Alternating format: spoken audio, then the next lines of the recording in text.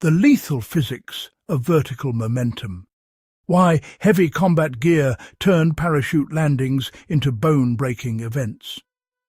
The moment a paratrooper hits the ground is where physics, stops being theoretical. There is a quiet lie hidden in most depictions of parachute jumps. The canopy opens, the descent slows, the boots touch the ground, and the soldier simply jogs forward.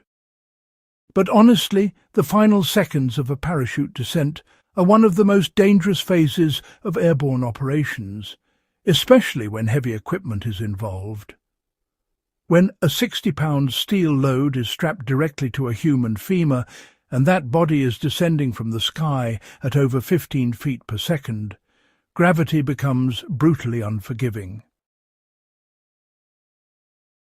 Vertical momentum converts instantly into impact force. The human skeleton, particularly the femur and hip joint, becomes the final shock absorber. Airborne forces discovered this the hard way during the 20th century when radio operators, machine gun crews, and mortar teams were required to jump with heavy crew-served weapons or communication equipment. A standard parachute could slow a man, but it could not cancel the physics of mass. When the mass increased, the momentum increased. When the momentum increased, the landing force rose dramatically. The result was fractured femurs, crushed knees, and spinal injuries that threatened the viability of airborne infantry itself. The crisis forced engineers and military planners into a stark decision. Either reduce the equipment that paratroopers could carry into battle or invent a mechanical solution that would cheat gravity long enough to protect the jumper. Understanding how that decision unfolded requires examining the lethal physics at work during a parachute landing and why the traditional dynamics of parachuting failed under the weight of modern warfare. Vertical momentum turns a routine parachute landing into a destructive energy transfer. When a paratrooper descends beneath a round military parachute, the system eventually stabilizes at a terminal descent rate. For most classic military parachutes, including the widely used T-10 parachute, that descent rate sits between 18 and 22 feet per second, depending on load weight and air density. That number sounds modest until the physics behind it are examined. Momentum is calculated as mass multiplied by velocity. In a parachute system, both the soldier and the equipment contribute to the total mass.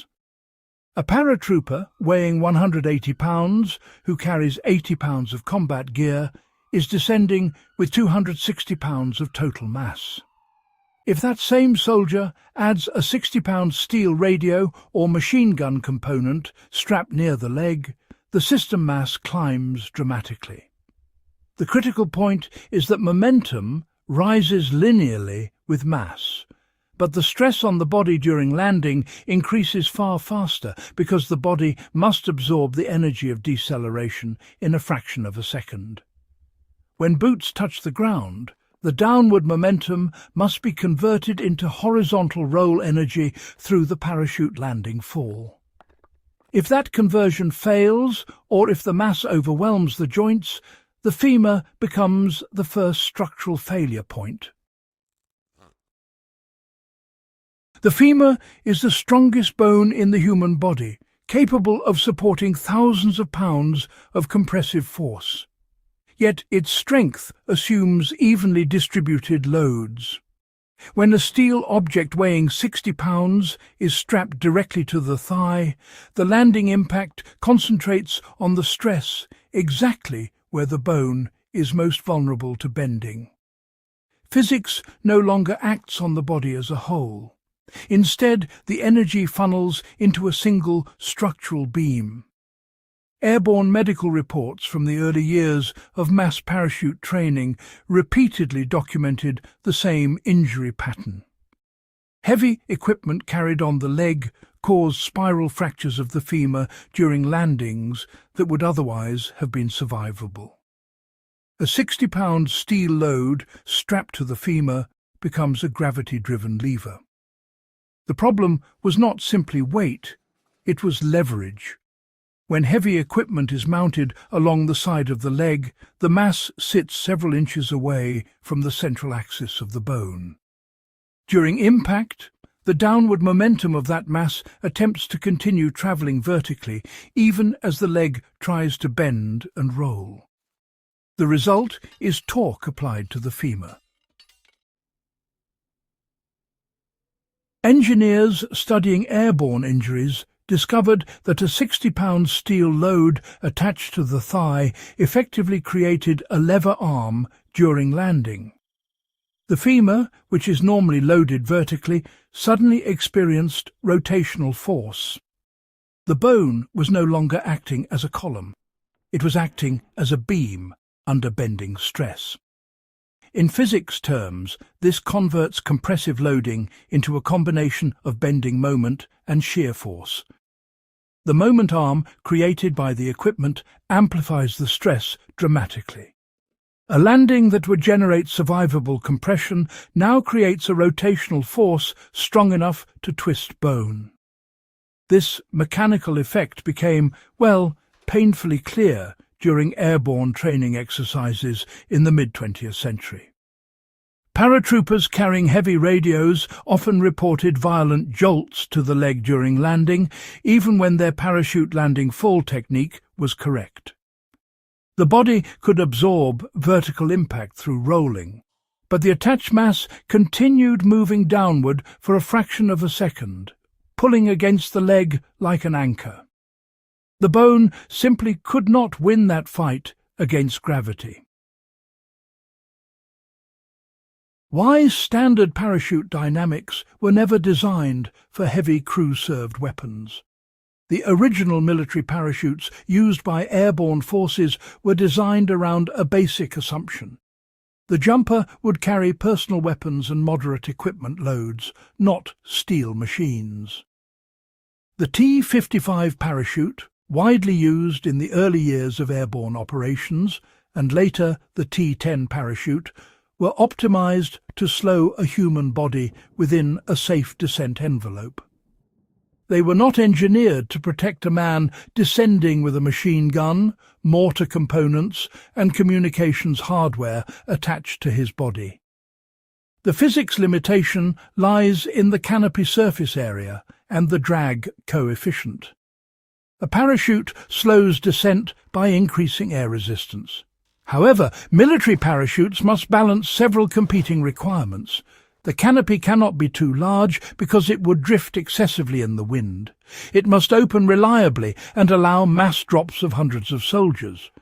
And it must pack into a container small enough for aircraft deployment. Increasing canopy size to compensate for heavy loads would have created operational problems, including slower opening times and dangerous drift patterns during combat drops. This meant that speed remained relatively constant even as equipment loads increased. The parachute could slow the soldier, but it could not fully compensate for the added mass of heavy equipment. Thus, the final impact energy increased, and the human body absorbed the difference. The brutal mathematics of impact energy during parachute landings really can't be overstated. To understand just how dangerous these loads were, it helps to break the physics down into, simple energy terms. Kinetic energy is calculated as 1/2 times mass times velocity squared. Even modest increases in mass raise the energy that must be dissipated during landing. A paratrooper, descending at roughly 20 feet per second with a full combat load, carries hundreds of joules of kinetic energy into the ground. When additional equipment increases system mass by about 25 to 30%, the landing energy rises proportionally. The parachute landing technique, or PLF, attempts to spread that energy across 5 points of contact: feet, calf, thigh, hip and shoulder. This rolling motion converts vertical momentum into a longer deceleration path.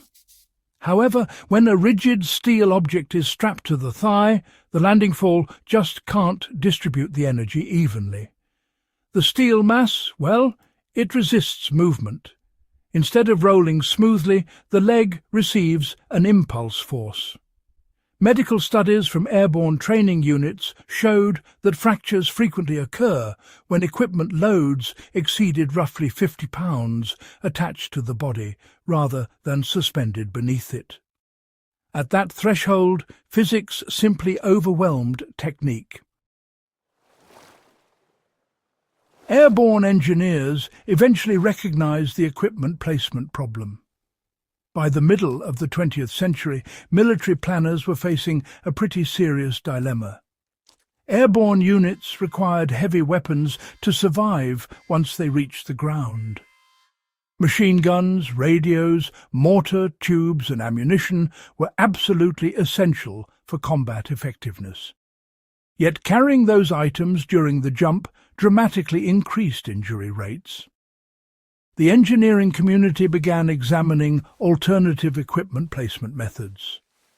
One of the most influential solutions involved suspending heavy gear beneath the jumper rather than attaching it directly to the body. This approach allowed the equipment to absorb some of the landing energy independently of the soldier. The system that eventually emerged became known as the Paratrooper lowering line. The concept was elegantly simple, but mechanically transformative. Instead of keeping the heavy equipment strapped to the leg during the final seconds of descent, the paratrooper would release the load so that it hung 15 to 20 feet below the harness. The equipment would strike the ground first, absorbing its own impact. The jumper would land seconds later with dramatically reduced effective mass. This innovation changed the physics of airborne operations almost overnight. The lowering line was, in a sense, the radical mechanical solution to gravity. The paratrooper lowering line became a standard piece of airborne gear once its effectiveness was proven.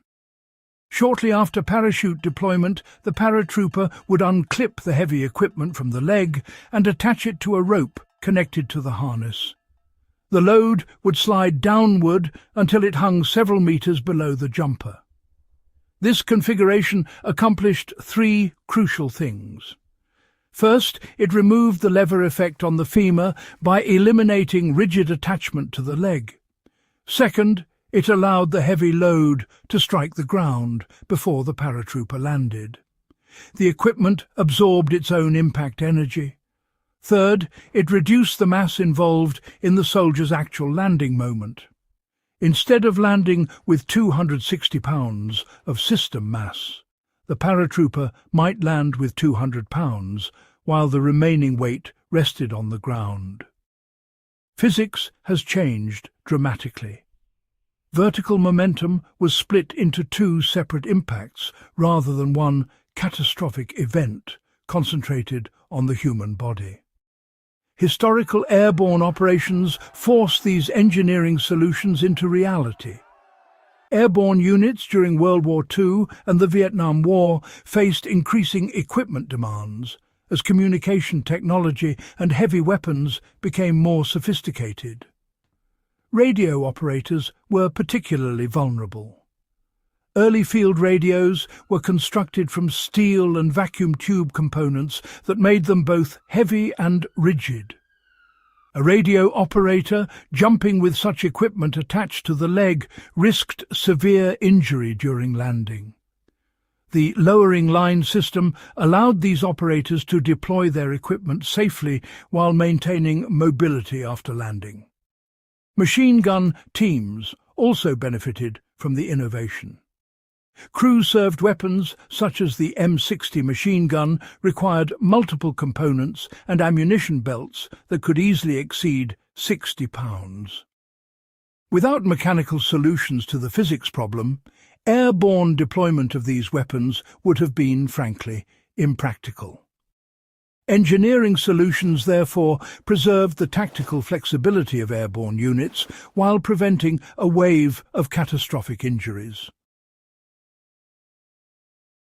Understanding physics helps modern enthusiasts appreciate airborne training techniques. Many civilian observers are surprised by how aggressively paratroopers are trained to execute the parachute landing fall. The rolling motion looks dramatic, but it exists for a precise physics reason. By rolling diagonally across the body, the paratrooper increases the distance over which the landing energy is dissipated. Instead of stopping abruptly in a vertical line, the body converts downward momentum into horizontal motion. This principle applies far beyond military parachuting.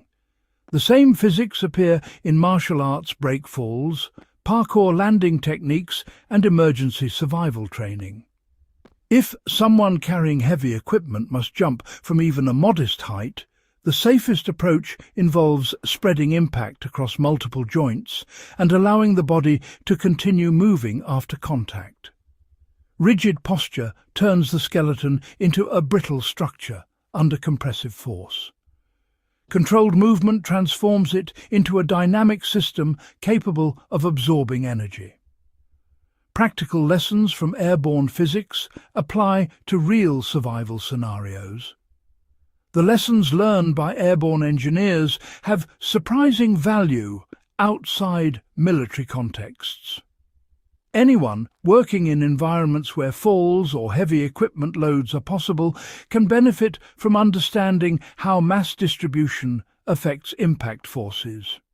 For example, hikers carrying heavy packs often strap gear directly to the side of their legs. If a fall occurs on steep terrain, that equipment can create the same lever effect seen in airborne injuries. Keeping heavy items centered close to the body reduces torque during impact. Construction workers who carry tools attached to belts face similar physics risks. A heavy hammer swinging at the hip during a fall can amplify rotational forces on the pelvis. The principle is simple. Mass placed away from the body's center line multiplies stress during sudden deceleration. Airborne engineers learned this lesson through painful trial and error. The choice between lighter gear and mechanical innovation shaped airborne doctrine. Military planners eventually recognized that technology alone could not eliminate the problem of heavy loads during parachute operations. The ultimate solution required a combination of engineering and tactical adaptation. Lowering lines solved the immediate landing hazard, but they also introduced new operational considerations. Equipment landing ahead of the soldier had to be recovered quickly, especially in combat zones where scattered gear could be lost or captured. Some units experimented with reducing equipment weight by redesigning radios and weapons using lighter materials. Others relied on specialized drop containers that delivered heavy equipment separately from personnel. The tension between mobility and firepower became a defining theme in airborne warfare. The physics of vertical momentum forced military organizations to rethink how much weight a human body could safely deliver from the sky. The deeper lesson from airborne engineering is that gravity always collects its debt. Airborne operations remain one of the most physically demanding military tasks because they involve confronting gravity directly. Unlike ground vehicles or aircraft that distribute forces through engineered structures, a paratrooper's skeleton becomes part of the landing system. The history of airborne equipment design reveals a constant negotiation with the laws of physics. Every pound added to a jumper's load must eventually be slowed by air resistance and absorbed by the body or the ground. The lowering line, improved parachute canopies, and better training techniques represent humanity's attempts to manage that unavoidable reality. But the core equation never changes. Mass times velocity becomes momentum. Momentum must be stopped, and when that stopping happens over a fraction of a second, the difference between a safe landing and catastrophic injury is often measured in a few pounds of steel. The enduring relevance of vertical momentum physics for history enthusiasts and survivalists cannot be overstated. For those fascinated by military history and survival engineering, the story of airborne landing physics offers a powerful reminder that technological progress often emerges from crisis. The problem of 60 pounds of steel strapped to a human femur during descent forced engineers to confront the limits of both human anatomy and parachute technology. Their solutions reshaped airborne doctrine and prevented countless injuries. Understanding these principles provides a deeper appreciation of the challenges faced by airborne troops across decades of military operations. It also reinforces a universal lesson about gravity. No matter the era, no matter the technology, physics always has the final say. If you enjoy deep dives into the hidden engineering behind military history, make sure to subscribe to the channel and share this video with fellow history enthusiasts. The stories behind machines, physics, and decisions that shaped warfare are far more fascinating than most people realize. And, well, there is always another layer waiting to be uncovered.